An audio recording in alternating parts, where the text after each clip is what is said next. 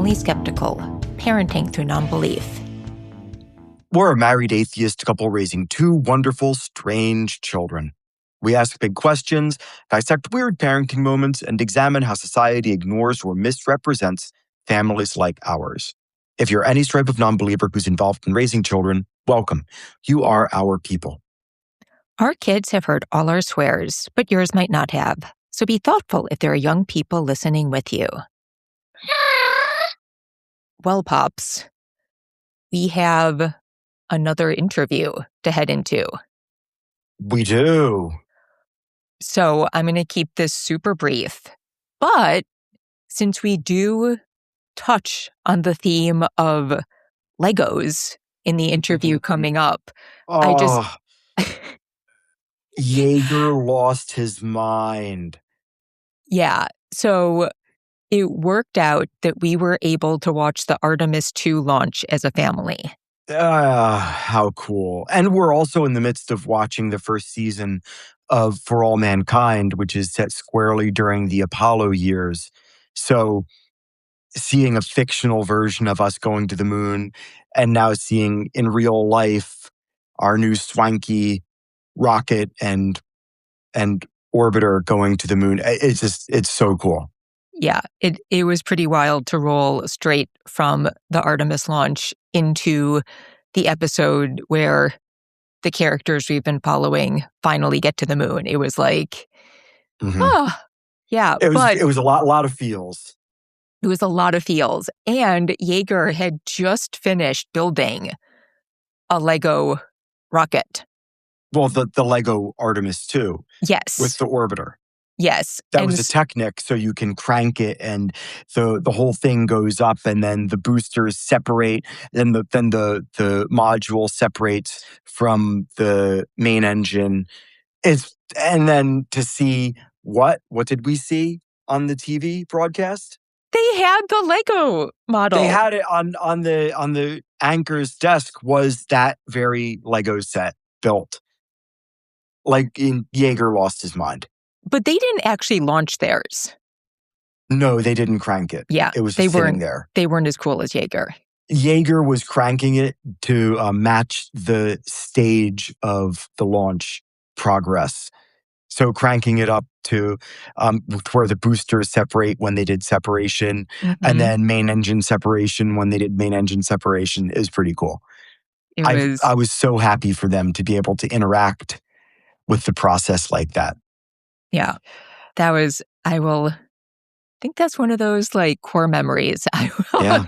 And by the time this episode comes out, they will be home. The Artemis mission will be home. I don't know if that's actually true.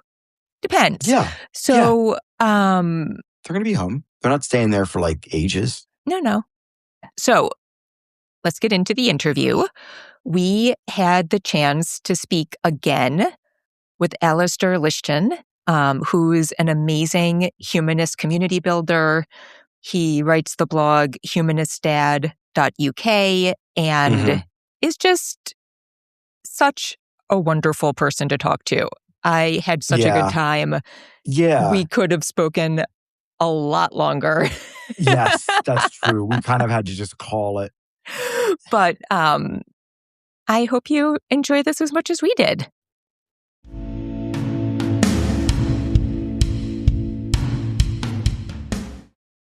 Alastair, thank you so much for being back on the podcast. Oh, thanks for having me. So, if people haven't heard your first interview, they should all go back. We have a great interview about the blog, A Humanist Dad, and humanism and all of that. And I'm sure we will touch on it, but go back and listen to that because it's an amazing interview. Yeah, and it was really fun. I had a great time chatting with you guys. So since then, we've been following each other a lot. And the first thing we just have to check in on is you have been posting about Lego adventures. And so I just how's Lego going? You said the first. I think that's the entire episode now. Right? Are you Lego fans? Are you like a Lego family? Oh yes. Yeah.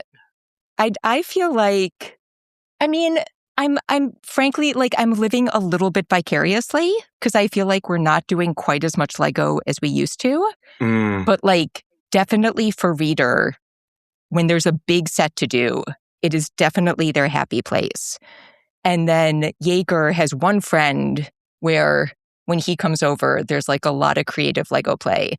I don't know. I've been like talking with Pops about wishing we had your setup because I feel like if we had more kits, it would be a bigger thing. Yeah, we've collected quite a few of the smaller kits, but we use I'm sure they have them where you are, like we use a Lego rental service, so that means we can get some like goods kits and we borrow them once or twice a month. My kids are they're a little bit, I've got a Reader and a Go, or a Reader and a Jaeger myself. Yeah. One of them is Go and one of them is reading. And Lego, we've become kind of a bit of a Lego family. It's become really a big part of our time together. Awesome. For my eldest Teddy, it's just been something we always did after school, and there's a lot of my eldest is Teddy. There's a lot of really great stuff you pick up there with it. Like he's learning really a lot of emotional regulation. It's very calming doing the Lego. Recovering from mistakes is when we first started doing Lego together. He would make a mistake in the instructions, and that would be really, you'd find that really difficult. And now he recovers from the mistakes well. We do Lego, and he'd want to just keep going. And now he's much better at recognizing when he's tired. And it's amazing kind of physiotherapy for him because he's got quite a lot of nerve damage in his hands. So the manipulating the Lego bricks, getting them clicked together in the space, that is really practicing that mobility, and that I think has been really helped him at school and lots of other stuff. And That's amazing. so there's so much so much you get out of it together. And one thing also is for me, like I've before I started doing Lego with my son, I'd had Lego when I was a kid, and now I've got Lego again, and I sometimes do some sets for myself, and I think that's good. I think it's good for your kids to see you playing. Yeah. A lot of adults are kind of, until you've got kids, play isn't a part of your life, and I think I want to play with toys, if I'm being honest. But also, I think playing with toys and showing my kids that I am playing with toys makes it easier for me to play with them.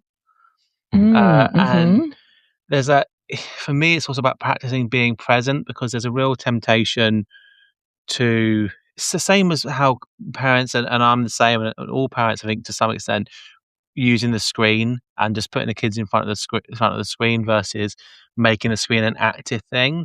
And with Lego, I can be tempted just to get the piece out, set it up, and just let my son get on with it. But actually, that reminder that it does value that being present. And my youngest has just turned 4, and so we've now done our first Lego sets, which has been exciting. Oh, what was young. what was the first one you did? We did we've done a few different Spider-Man sets because my eldest was very insistent on his sets not being touched, and one of the ways we managed to get him to be okay with that was around the ages on sets. And he is very, very insistent that Rupert can only ever get 4+ Lego sets. He doesn't pay attention to the ages for his own sets, but he's very insistent on Rupert his younger brother must only get the 4+ sets. Of course, got to keep the little brother in his place. Yeah. Just quickly about Lego, that makes me think. How do you feel about police toys? Toys like we're policing them. Oh, that's an interesting question. I don't we watch a lot of different sorts of media with our kids that a lot of parents wouldn't. Like right now we're watching Banshee, for instance, which is very mature. If I had remembered everything that goes on in that show, we would probably not be watching Banshee. There's a lot of sex. But what we do use that media for is like a springboard for conversations. And so we have like this active dialogue with the kids about, the nature and justification of police action in America, which of course in America is different than a lot of other countries. In America, it's like very jurisdictional. Like some places, the police are less untrustworthy. And in some places, police departments are like gangs.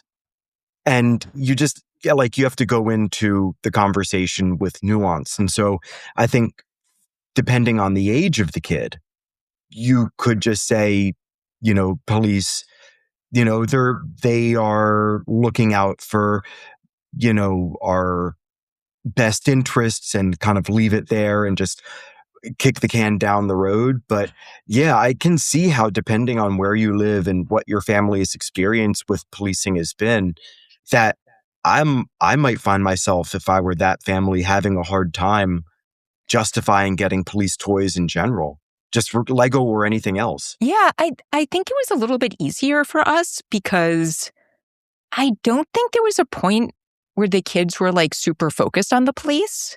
Like, I do think, I know Lego has quite a few sets, and I think we did some, but their play has always been, like, it's like fantasy, but also like war stuff. Like, I have very mixed feelings about play with guns. There's tons of it in our house. I haven't lots of guns. We have a lot of guns. Anything out about that. Yeah. But I think they've been much more focused on sort of war-ish stuff. And so police was never like front of mind of what they were pretending to be or really focused on. Yeah. So it didn't. That's a really good question. Feel like there needed to be as many complex conversations about it. But have you gotten into that? Like, has that been I don't know. Like, I have a rule that with Lego sets and with toys, that I don't ever get anything that is police focused. I wouldn't get a police set, but we've done plenty of emergency vehicle sets. Mm-hmm. And we did a great like emergency headquarters set that had a police car and a fire and a fire thing and a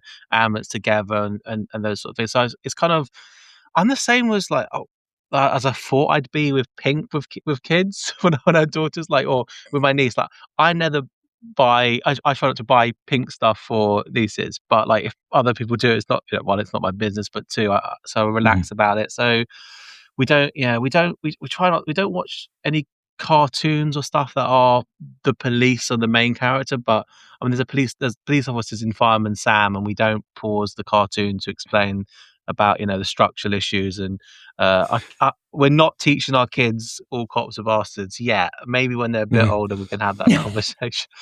But yeah, I think we try to be careful in our language around the police. We don't talk about them as inherently good, but also not as inherently bad. And it is also, because the difference is we're a white family. That's very that's going to affect. Like, I mean, we're like ask police officers for directions level white, but then also, see if we have experiences that the police are not always helpful in many situations, and definitely also having a child on the spectrum, their experiences and how police interactions and what they need to be safe is probably different.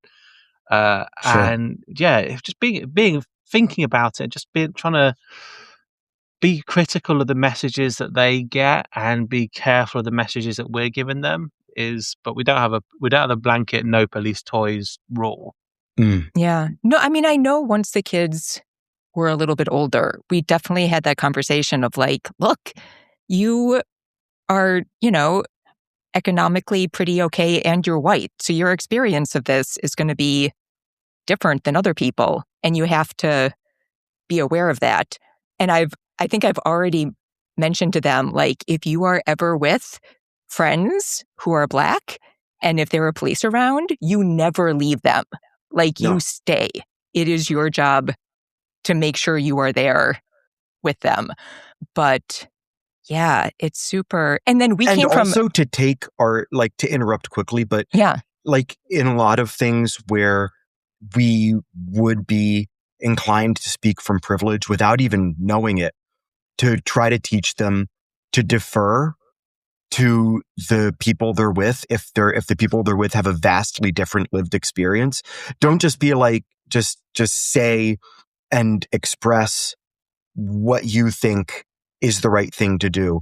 Just take your cue from them, because ultimately, like, it would be their safety being at risk, not yours. Like, you could walk in front of the police and then like have no problems, but if they do, they might get stopped and be like, what you doing around here, boy? Kind of nonsense. And I think we've got a couple of one. I know we've got one storybook that's about communities and justice. That's got like Care Not Cops as part of the thing that we involve in the story. We don't really stop and massively draw attention to that, though. Yeah. No, it's a hard one. I mean, it takes some nuanced understanding. Yeah, for sure. Also, we can talk about Lego the whole episode one, but there's so many things it starts to raise, like. Because of Lego has been the thing that's got my kid now interested in YouTube and wanting to watch Lego videos on YouTube and having to have this first conversation about media literacy there. And this is like, I want to watch that. And like, I want to watch that one. And it's like, we don't know that that's a good channel to watch. Yeah. So maybe we want to be a bit more careful about what I don't want to just never leave them with just YouTube. You do see kind of a lot of alt-right content starting to use Lego as a hook, and really Lego? That's shameful. Any kind of you see it in the recommended videos on YouTube sometimes, and it's even I think the main thing I've been speaking to my kids about at the moment is they want to watch a certain Lego video, and me saying that's not a real picture, because they see the picture and that's sort of beginning to say that you see a picture of a video. And you see, I want to watch that because it looks really fun. It's like, that's not a real picture. That's not, and trying to explain it, but it's a picture of Lego. It's like, yes, but it's not a real picture of Lego. It's that beginning to think of of the media literacy around that. Yeah, I mean, I think shout out to the kids' school, because they like very often will see stuff and it'll be like, oh, is that AI? Like, just that awareness of like thinking about it, like, is what I'm seeing real? And I'm glad that's in the back of their mind. We spoke recently about cutting out YouTube Shorts. The kids that was watch a great idea. That is so far. Great idea. Knock on wood. Has like those weird videos where it's vertically split screen, and on one side they're doing some activity like cutting soap into tiny cubes, or assembling Legos, or cooking like a stir fry, and on the other side it's like this weird like reenactment of some like adult level drama from somebody's life that is completely age inappropriate, and it comes onto their feed because of the activity that like the mundane activity. I have such a problem with YouTube and kids, but but they still watch a lot of it. But we've like one. I when I can, I poke over their shoulders and make sure that I at least like get eyes on. Yeah, one good thing. So easy for us to be unintentional. So easy to be unintentional. There's so much of like, I think we all know that our parenting is best when we're being intentional, but most parenting is kind of just is for maybe just often survival. Just we all have this kind of idealized way of how we want to have these wonderful media literacy conversations and learning experiences with our children all the time, and actually a lot of it is just be in survival mode. And so it's difficult to expect our children to always be making intentional choices about media and trying to develop in them, even from a very early age, that what you're doing, what you're experiencing when it comes to media should be something that you've chosen, not something that's being chosen for you. Apart from also it's something that's chosen for you by me. Yeah. Well, one good thing, since our kids are a little bit older, is they've got interested in anime. And what I feel like, I mean, look, there are like problematic tropes definitely in anime too. But one good thing is those series go on forever. So it's like kind of a nice mix between intentionality and not intentionality.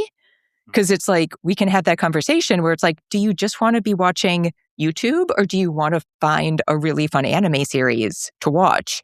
But then once they do, they have like a ton of episodes to run through. So they can sort of like Yeah, so you can kind of turn your brain off and just like watch a ton of them.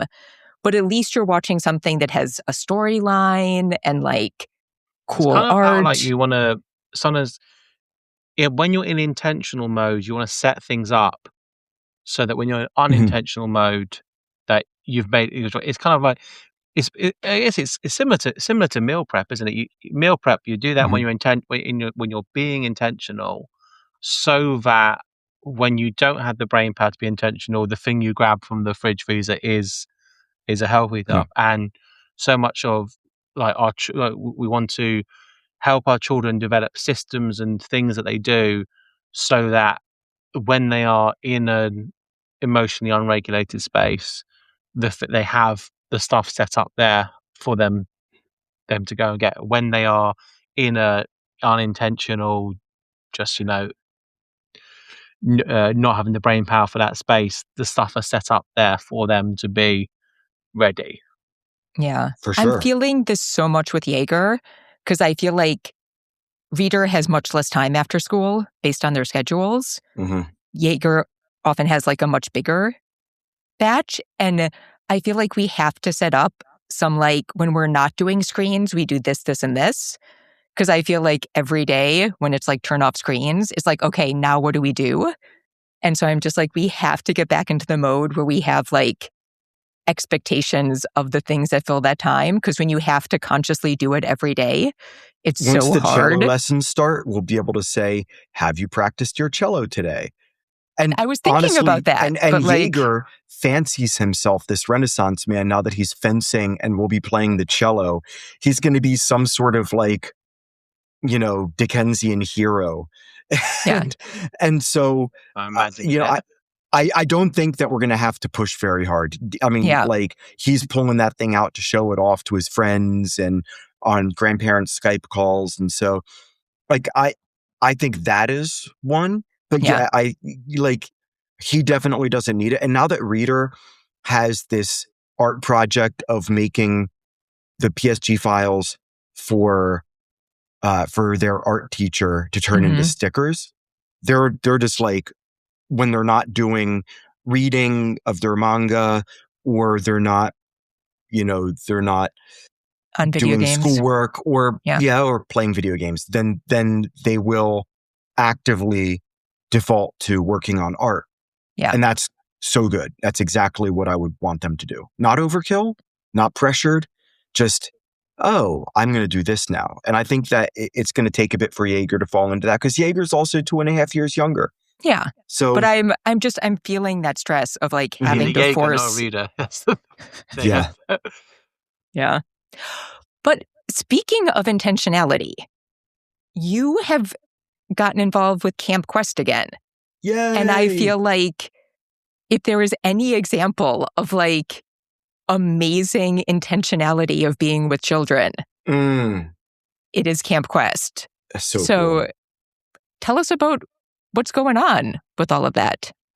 Well, so I've been involved in Camp Quest in the UK for a while. I actually remember when it first started in the UK and the media coverage around that. And I think there was like a full page front cover potentially story in like a right-wing newspaper having a massive moral panic about this when it started here. Really? And then, yeah. Wow. I've since spoken to some of the camper, like one of my friends who's now a leader at Camp Quest. She was a camper at the very first one, and it's just kind of funny. It's like we were sat in a field in tents, and then we found out that there was this massive, like, terrible moral panic, and it's like atheists setting up summer camps to indoctrinate children. But I didn't get involved in it actually for a few years, and I think it was a good lesson for me because I could have seen that newspaper story about the first camp, and I could have messaged them and been a volunteer for years, but I didn't because I kept thinking I want to get involved with this, and once I got involved, actually it was really easy, and I was really welcomed into the community. So I think that was in 2015, and then I did 3 or 4 senior camps and a junior camp.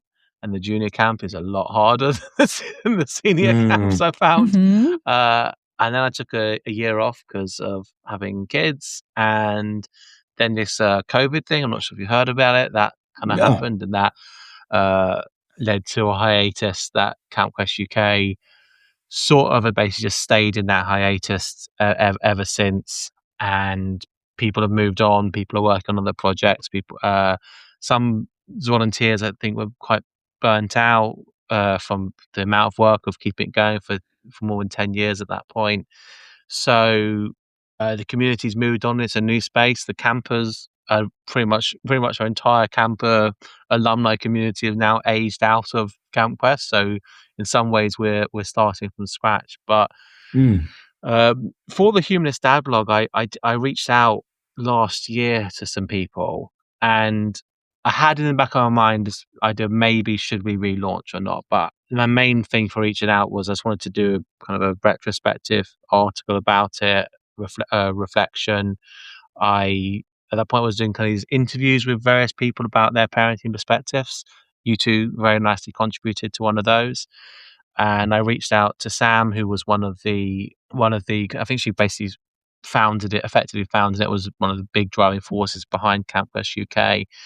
And I interviewed her about how that had influenced some of her views on parenting and neurodivergent parenting and secular parenting. So I did a bit of reaching out, and it was clear, even though we didn't have a huge contact base because of people moving on, we didn't have a mailing list anymore. So it was trying to reach out to people to get a bit of a survey going. And people had really great memories to share, and a lot of people talked about how it influenced them and what they'd gone on to do. So I really felt, let's do this. Let's try for a relaunch, and that's what we've been working towards. And after you had CampQuest director on your podcast, I actually reached out to her and reached out to some of the organisers of CampQuest in the US and in North America, and they were able to give us some good advice. And we're working together with Humanist UK in this country, who are helping us with a bit of promotion and outreach. So we got our first camp coming together in just a few weeks' time. Not a few weeks' time, but that. Oh, I scared myself there. I really did. Oh, I'm going to need to take a few minutes to get my breath back.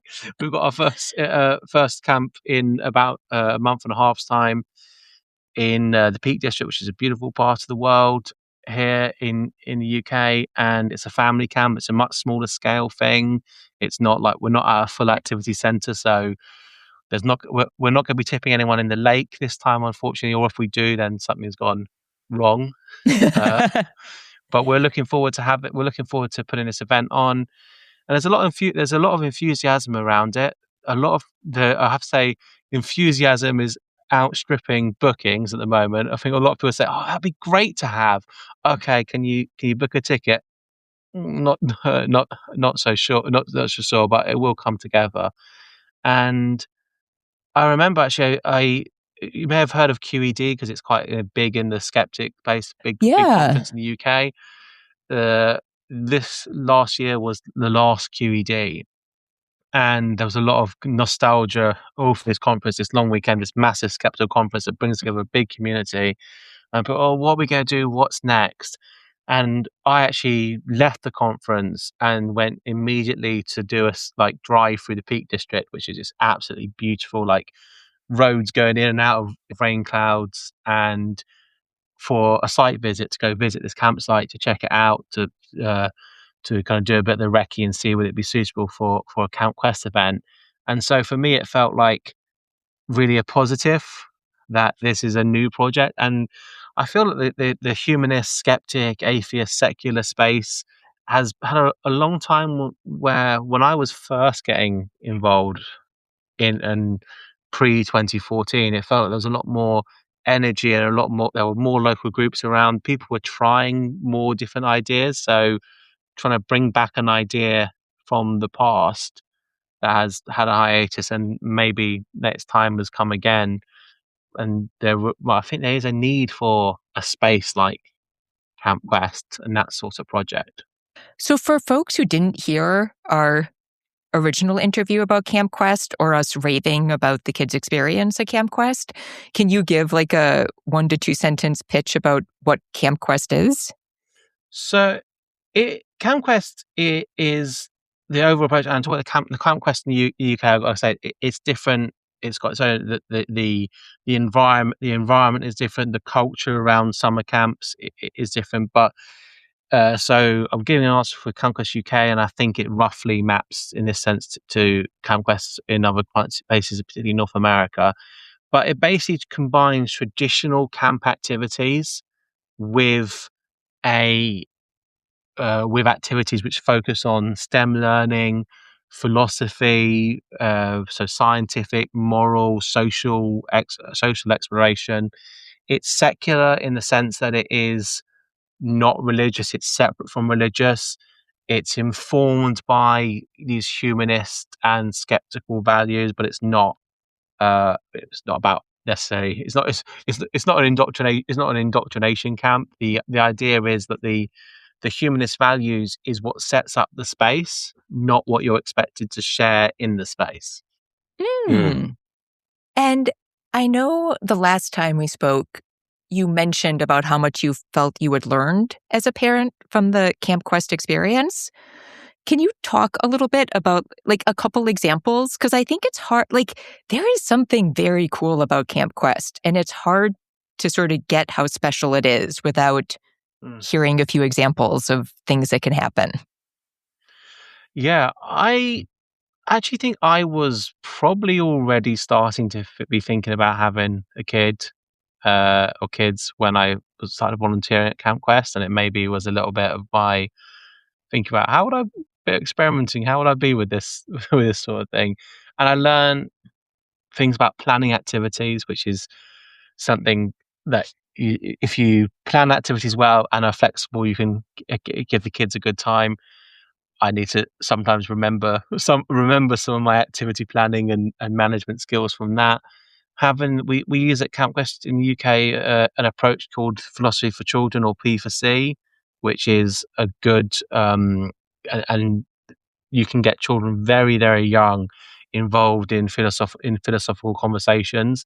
And the secret to that is just not to use any philosophical labels for stuff. Don't label it as philosophy, and kids can have those really really deep conversations. And skills I learned from that, including it is really difficult to shut up as an adult. Sometimes it's really difficult to like trust the process and let the kids have that philosophical exploration when you really kind of want to jump in with something. I learned about that separating the your humanism from expectations of children. So at Camp Quest, the Camp Quest volunteer, your humanism, your skepticism should drive your values, and in a way that makes you want to create this space. It shouldn't be something that's meaning you're having expectations around children's beliefs or how you want them necessarily to respond to stuff. Of course, we have, as any community has to, we have behavioral expectations.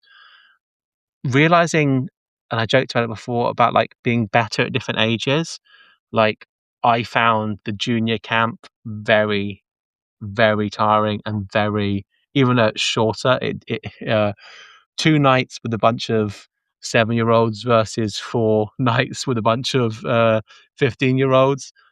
I'll take, even with all the teen drama, I realize I take take the older kids, and that's useful as a parent. But as a parent, you don't have the luxury of being like, well, I'm better with this age group, so, and I can't exactly like drop my kids off until they turn 13. For sure. But it is also a reassuring thing of me, like knowing, like I've always felt like basically I need to parent the children I have, but it's nice to be reassured and be like, actually, I know it. I know there's activity. I know there's really great things I can do with older kids as well. I'm not wishing the time away, waiting to get this time, but it has been, when I found certain stages, my kids' ages challenging, remembering that I'm good with other ages kind of helps. Learning that you don't need to fill every moment with activities as well, that kids do need space and time to be bored, and learning that testing behavior is not bad behavior. When I was particularly when I was on the junior camp, we had some kids who were very testing, and I think when I first went into that volunteering thing, I had this thing of even though maybe I didn't consciously think this, of like, that's a badly behaved kid. That kid is a problem to be badly. solved. Whereas realizing, like, they're testing you because kids are testing stuff, and actually that helps to reframe behavior. So I learned that at Camp Quest. And there's the deficit. One thing I've taken from Camp Quest into my thinking and talking about humanist parenting is that there's like the deficit-based model case for Camp Quest, and that comes a bit from the founding in the US. That Camp Quest was founded in the US because there wasn't an option. Most other camps summer camps were religious. Many of them discriminated. We don't really have that same culture in the UK. We have lots of lots of religious camps and stuff, but it's not the same ubiquity in culture. And so there's not a need for Camp Quest in the UK in the sense of, well, you need this or children wouldn't be able to have a non-religious summer camp experience. And that's often in the secular movement, the secular humanist, atheist, skeptical space. We're often talking about why we need this because of the bad of religion, rather than looking at saying, well, if we create a space around our values, what are the positives that has? And the positives in Camp Quest is you get like a place where kids can be weird and interested and excited about exploring. Talking about, I've learned stuff when it comes to community organizing, and the idea of how explicitly humanist can you be? How should you communicate that? Does watering down your humanism actually really expand about rather than appeal, or just loosen, or just lead you to being less kind of intentional about your values and less clear about what it is that you offer? And this, interestingly, we had a speaker this month at my humanist group about humanist history and Women's History Month, and this combining outdoors learning with philosophically informed education approaches is actually, that's got a long history in humanist thought on education. Is something that has entered mainstream education in a lot of ways. I had no idea. It's really cool that it's going to be a parent and kid camp. Yeah. We weren't there, the version that Reader and Jaeger went to, it was all kids. And I think we probably will return to that model, but we might not. We'll see how it goes. It could be that this is a model that, and we might potentially have both. We might have a family camp and a young people residential camp. We don't know how it will grow after this pilot. I mean, this pilot could be an absolute disaster, and we all never speak of it again. But I very much doubt that. I think we've got really experienced leaders and people who have been through it at all levels, and they're going to create a really fun experience. But that's something we've also learned about, like family camps being a thing, and like sort of in LGBTQ parenting community, that's something. We have in the neurodivergent parenting community, the idea of family camps are something that a lot of groups offer. That makes a lot of sense. Program of some local groups around here as well. So we can maybe take some of those lessons and stuff. And when we have in the evening, we're going to do a kids campfire and an adults campfire. And the adults campfire will be talking about how, as parents, we can promote free thinking, skepticism, that sort of stuff. So you hope maybe the campfire be a little bit like this podcast in some ways. Oh my God, that that sounds like a blast. I wish we could do it. I do think, from what I can tell from sort of how the kids felt there, I do think, speaking of like, what is the community we can create? There was this amazing sense of like the ability to like explore anything, yet within safe boundaries, you know? Like, I don't know. Like, they created a shrine in one of the cabins that just sort of like grew out of people being creative. I think they had like a rubber rat or something. It was like a rubber rat, and a whole shrine developed around the rubber rat. All hail the rat. That grew throughout the course of the week. And different games. Yeah, I don't know. I just think Dungeons and Ethics. Yeah. Ours did Dungeons and Ethics, which is a version of Dungeons and Dragons focused more on sort of philosophical principles. But yeah, I'm so glad you're doing it, because it's like such a special place. Yeah. Yeah, and so we're needed. hoping we can recapture.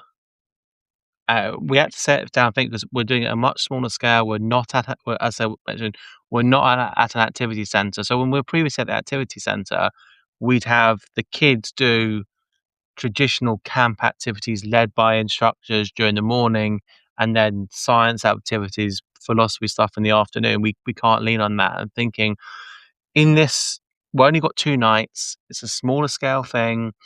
The kids won't have that same level of independence because their parents will be there.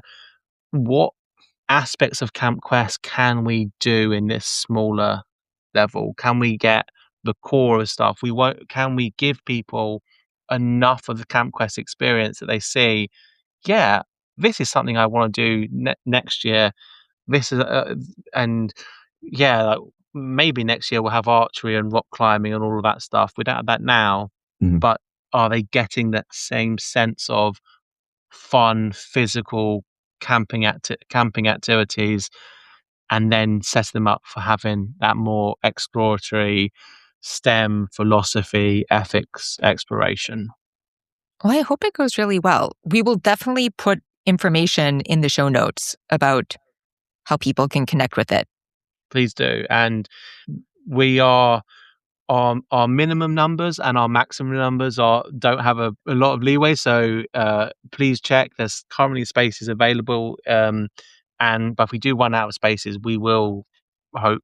We don't know what exact format. We need to digest the lessons.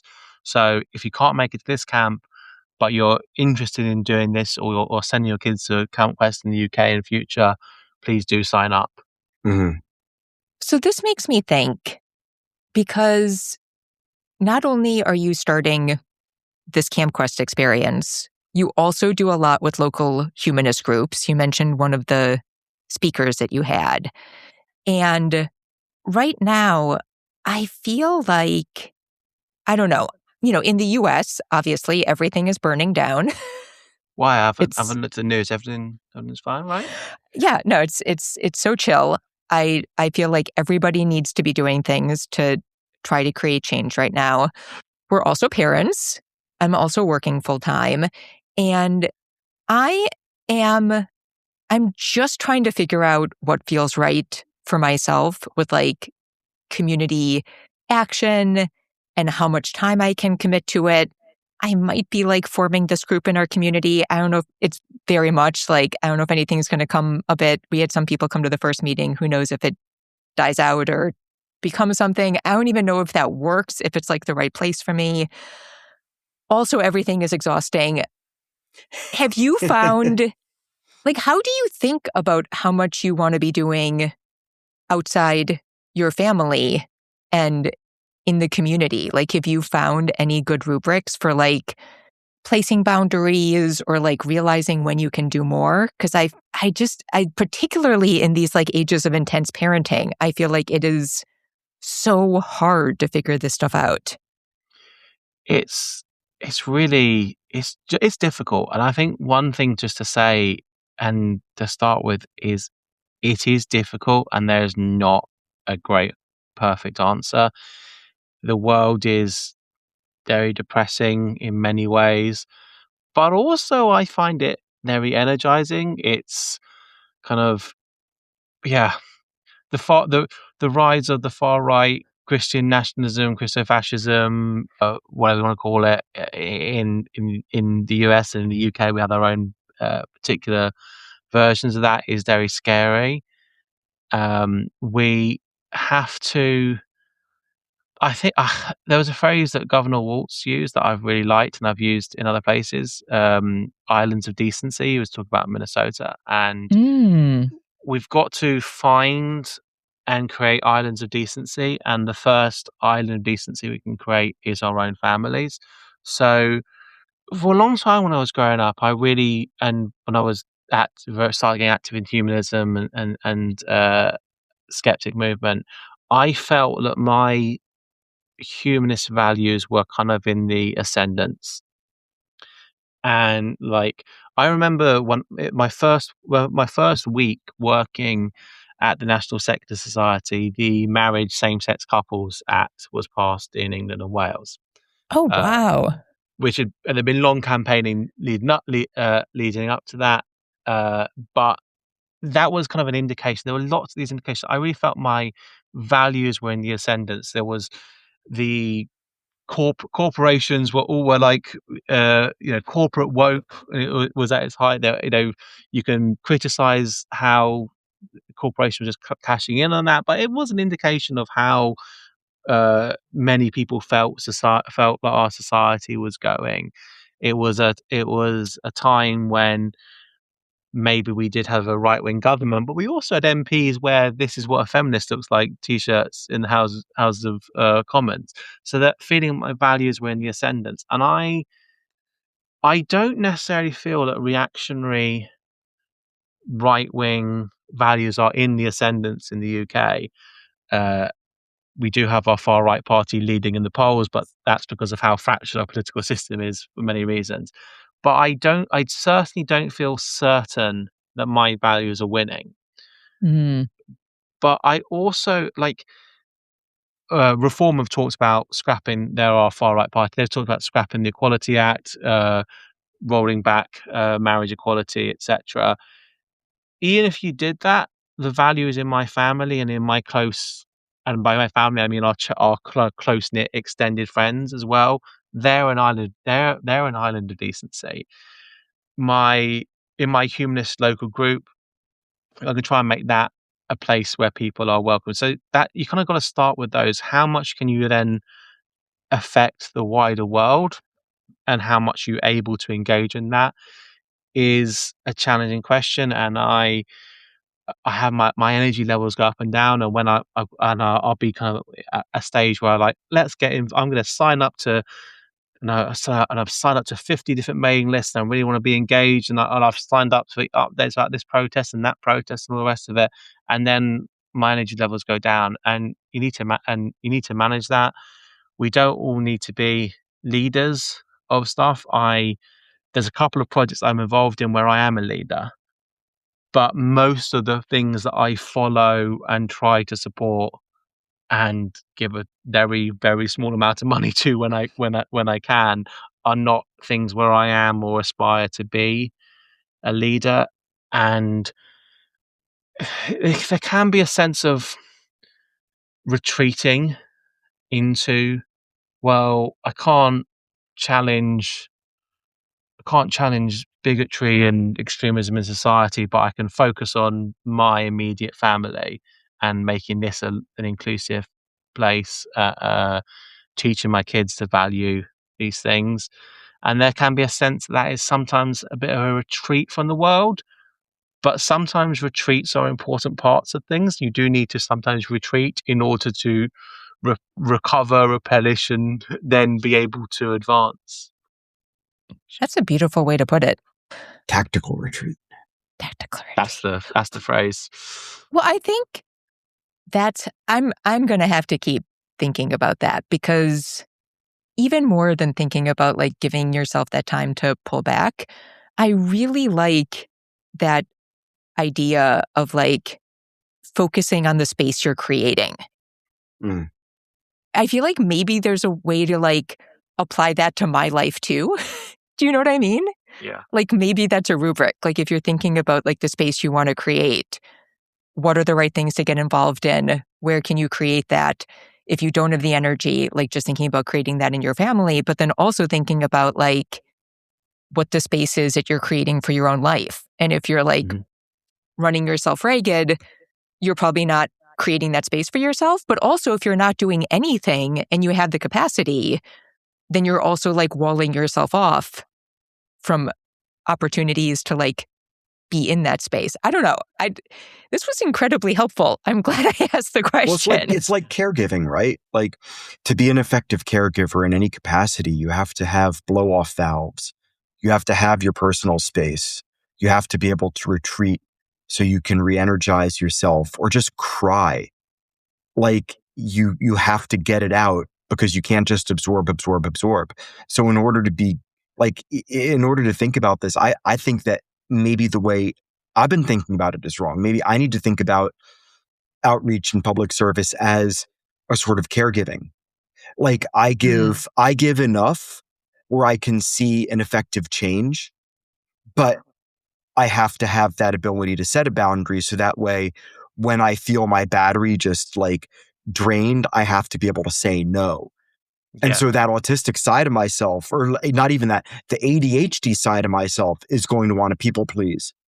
And if I get involved in something like a bigger movement or like a PTO, for instance, I'm going to want to like appease the people that are out there doing more. Otherwise, I'm not going to feel like what I'm doing is going to matter as much, even though it might. Like small actions matter. It isn't like a small amount of effort isn't effort. And it doesn't mean that a small amount of effort can't yield a disproportionately large and positive result. But that's not the way that I think. So I have to know that about myself and then protect myself from overextending myself, especially when I have my own personal goals that contribute to my mental health. Yeah. I don't know. It is a lot to think about. I come back to it's I don't do a perfect job. I can think so much of stuff I want to do better. We've got out of the habit of we went for a stage of really being reading a lot of social issue focused books, and we kind of haven't so much at the moment. There's so much more we could be doing, but we've also got to keep ourselves safe. Like I don't volunteer to do leaflets for my local political party anymore. When it comes, I do a couple of hundred on election day. That's all I do because I cannot come home and there be a stack of leaflets outside my door and a text message saying, "Are you okay to do some leaflets? By the way, I've already dropped them off." Like I got to protect myself on stuff like that. I think we chatted on Facebook a while ago about protests, didn't we? Like I really want to take my kids to a protest. I think it's really important. I think it's a really valuable learning thing. We've talked about protests. We've seen protests in some of the books, and I want to take them to that. So that I, as a parent, I can't take my kids, and I can't go myself to a protest where there might be violent confrontations with the far right. And Yeah.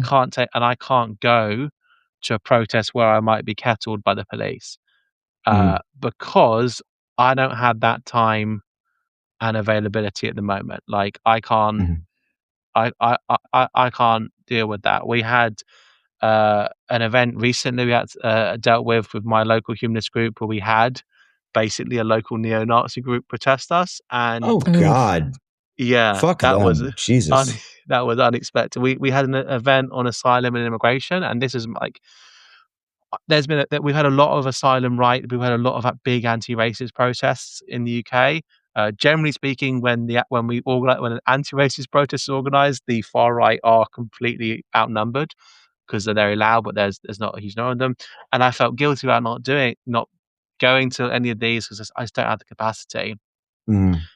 And then, so I thought, why don't our local humanist group do a talk about asylum and immigration? And we invited some local anti-racist groups and local asylum aid groups, our local MP, and then it turned out that was shared on a on a far right Facebook group. So we had to deal with And I was like, they're like, I was chatting with my fellow organisers, like, how seriously do we need to take these people? Are they just like, anyone can say on Facebook they go protest, and it's like, they were the ones who organised this protest and shared a news story. It's like, okay, we're going to need to talk to some people about how we manage that.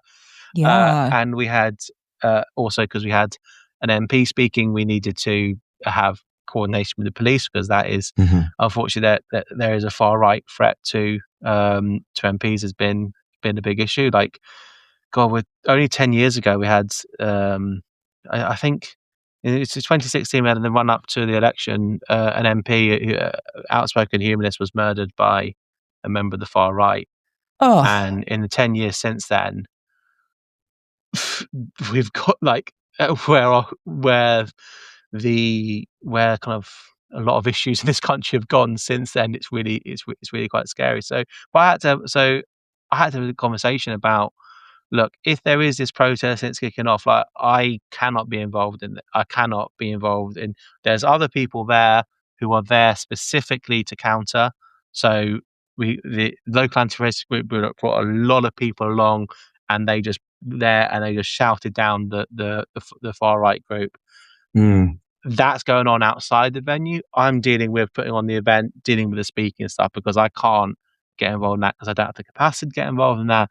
And if there is any leading to like any sort of violent confrontation, that's a risk I can't. That's a risk I can't take as a parent, and my responsibilities. So yeah, remind, because I know we did chat on Facebook about taking kids to protests and kind of both our shared interest in doing that. Yeah. Where did you end up? We did one No Kings. We're going to do at the same place another No Kings the week after we get back from New York for spring break. Yeah. So in our city, at least with those protests, there's like the big one downtown. And I think for the exact, and it's all been very smooth, but I think for exactly kind of the... If bad stuff's going to happen, it would happen there. The one that we go to is very smaller. Suburban, much smaller. There were some counter protesters driving around in pickup trucks, like flipping people the bird. Whatever. Yeah. They didn't get out of their trucks. My favorite is there was one gentleman in like a Trump sweatshirt who just it's like it takes place around a circle, and he just walked the circle with his dog, looking very sad and upset. I was like, sir, I don't quite like, there are lots of places to walk your dog. Just like give him a hug. Be like, dude, you're welcome here too. We are all under threat by that asshole. You know, your sweatshirt doesn't insulate you from tariffs or ICE or whatever, you know? Yeah. But so I think we'll do that again. Yeah, I think we've thought about it very similar to you. I know I saw a post on Facebook, which was a woman saying, like, single moms, I see you, that, like, you can't put yourself in harm's way for some of this stuff. Like, when you're the only person to go home and take care of things, like, you just, I think, very practically have to find other ways to protest. Yeah, different considerations. Phone bank. Yeah. So... but I do, like, I think they enjoyed the first one. They loved it. We liked guessing which cars would honk in solidarity. Like, was there always Subarus? Well, yeah, you can count on the Subarus, but like beyond that, were there car manufacturers we could rely on? I think all the Range Rovers too. Yeah. There's like definitely like a lot of yuppie pride in that No Kings protest. Yeah, so we'll try to do it again.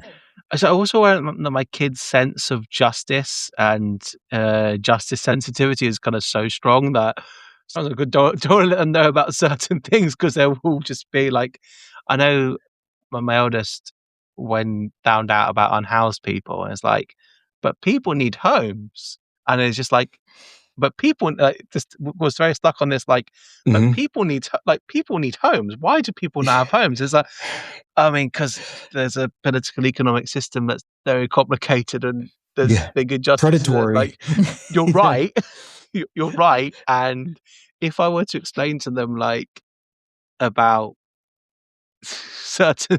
It's like I think there could be theories like, but why do people think that certain like I had when we were in America, I had like my wife and I said something about like why can't we walk, why is it so difficult to walk, and it was like and it's like and we just said because Americans think the cars are more important than people, and then which is a throwaway comment that we have now heard like whenever America comes up, and I'm sorry for me bad mouth for your country, but whenever America comes out after we still hear, but why do they think that cars are more important than people? And it's like well, we'll give you a book on urbanism, and we'll read that when we're old.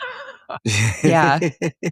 I actually got my best friend's daughter is just this amazing young woman and has been interested in a lot of different things. And I actually found like a young adult book where the main character gets involved in like city planning. I'll try to find that again and That's so post it. cool. You've got to share it, yeah. Books are amazing. They are indeed. So we've got a book and I love the series. Is brilliant. I love it. It's called First Conversations, and one of the books in it is First Conversations about justice. And in it, one of the illustrations is of a protest. And my son saw this picture and said that they were, can't remember what he said, but I think he was saying that they were bad, the people. Mm. And why? Because they're shouting and they're angry. And it's like, I mean, in the book that they've got reasons why they're shouting and they're angry, and it's okay. Yeah. Learning that so it was just really that like, oh, they're angry, that means they're naughty, that means they're doing wrong. And it's like, well, we tell you we don't want you shouting and being angry because the things that you're shouting and being angry about are probably stuff you're arguing over toys. The people in the book are shouting and angry because of systemic societal injustices that you don't have the current capacity to Not understand. because you want a third pudding. Yeah. No. Though also, like, I think you could also ask, like, is there anything that you think it's like it would be good to be angry about? That's a great question. Yeah. I taught them a protest song. This is one of my favorite proudest moments. Like I was having a day when I was being like really grumpy. I was not handling their being emotionally dysregulated in their testing behavior as well as I would like to be. And I taught them like to do that like a daddy don't be angry protest. And it's like, daddies don't be angry, the daddies don't be grumpy. Like I mean, like we got like doing like what do we? I think we tried what do we want, like what do we want? Daddy's not grumpy. Like when do we want it now? Want it? Never. They didn't go for the shout and response, but they did find it very funny, like the dad like me doing a little protest song. And then you're going to ask them to go take baths one day, and they'll be like, "Hell no, we won't go." It's the difficulty of gentle parenting and humanist parenting and free thought parenting is like we want to raise kids to be able to question authority, but I want them to do what they're told, and that is in conflict. I want my kids to be like question everything, but do what I tell you. Yeah. Well, yeah, like righteous anger is one of the things that we like to point out. Like we're watching The West Wing right now, and I absolutely love that show. And for those of you who don't know, it started being aired in 1999. So it's, with 25 years old, but still it's not super old. But it's about the West Wing of the White House, fictional, White House administration. And the people that work there are very passionate and they're very left-leaning, but they're very passionate. And it's a great opportunity to talk to the kids about righteous anger. And sometimes the character's righteous anger doesn't come to fruition. Sometimes it's very effective. Sometimes their anger that they think is righteous is actually misplaced. But, those big emotions, causing trouble in a good way or maybe a bad way is like, I don't think as parents we can have too few of those conversations with the kids as they age. Just because they're going to have an increase, from what we see and happening in the world, an increasing number of opportunities to have righteous anger about all sorts of things, and Silver lining. they need to be equipped. Yeah, silver lining. But they need to be emotionally equipped. I mean, the big silver lining is that, if the fascists do take over, I will be able to say, I told you so. And that will... It's going to feel really good. There's a line in The West Wing about a mind at work, which made it into the Hamilton musical. There's this, I can't remember what song it is in Hamilton, but it's like, I'm looking for a mind at work. And that was inspired by line in The West Wing. And that, idea of a mind at work is something that I find that intentional thinking about parenting, about the conversations that you two have on the podcast. That's why I jotted down a mind at work, because what you're doing, then there's not a huge discussion about religion on the podcast in many ways. You're taking your skepticism, humanism, atheism, however you want to, whatever you want to center there, and how it informs your values. And that informs how you think about and how we get to hear on the podcast you discussing and working through those parenting issues. And that is the very fancy academic phrase for that would be secular cognition, but that we don't have time to get. We should rename it. Yeah, it'll sound like an NPR bit. And the Secular Cognition Podcast, brought to you by Carnival Cruise. Maybe not. We're not a cruise family. I hate cruises, except river cruises. I'll take barges any day. Barges are nice. Go down the Rhone. Well, Alastair, we could talk to you forever, obviously. I think we need to call it. Can you let people know how they can follow you and hear your wonderful thoughts more? I have 5 more pages of notes on Lego. So I thought we were here for another 3 hours talking about Lego. But... I did not even get into my hatred of Lego friends making skinnier figurines. Oh, that's a because those are for girls. Episode. No, they're terrible, but they also have very good representation of people with disabilities and different physical ailments as well. I know. And marine vets. The marine vet rescue one with the little with the jet skis and the little thing where it lifts the dolphins up out of the water so you could perform surgery on them. I like the sets. I'm a girl, but they made them skinny. Anyway, I know it's sorry. like Barbie Lego at its gross. Sorry, I really should. I won't keep you here for all 5 pages of notes. That'll be for the next interview. Yeah. By the time Mums has got through the edit and edited me down to about 10-15 minutes, I'm going to sound like I was really insightful. So. If you want to hear me being sometimes insightful or read me being insightful, humanistdad.uk is my website, and that links to all my various podcast appearances and blogs. And my main series at the moment I've just finished is A to Z of humanist parenting. So I got to Z. So I'll see what I'm going to be writing about next. That's humanistdad.uk. Awesome.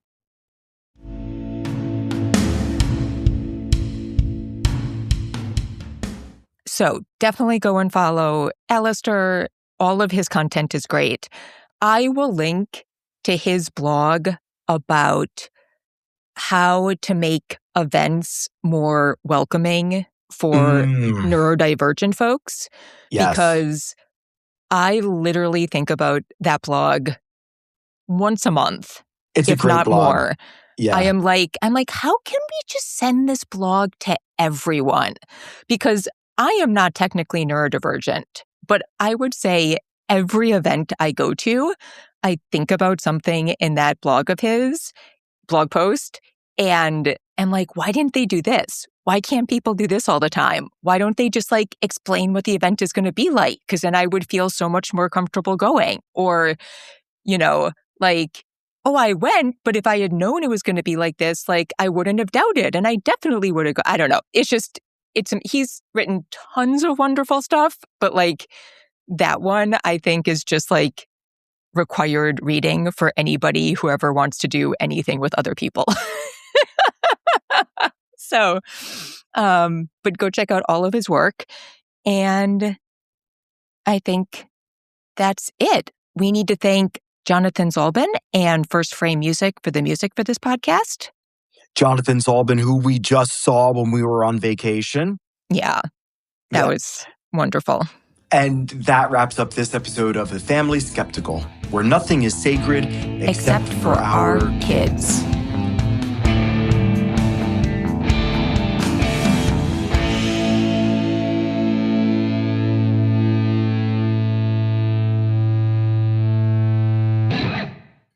If you occasionally get cello noises, that's because he's the next room over. He has had no cello lessons. Just FaceTiming with his grandmother, showing off his new cello. Which he has had no lessons on. So this is all free form. Loves very much. Yeah? Yes. Okay.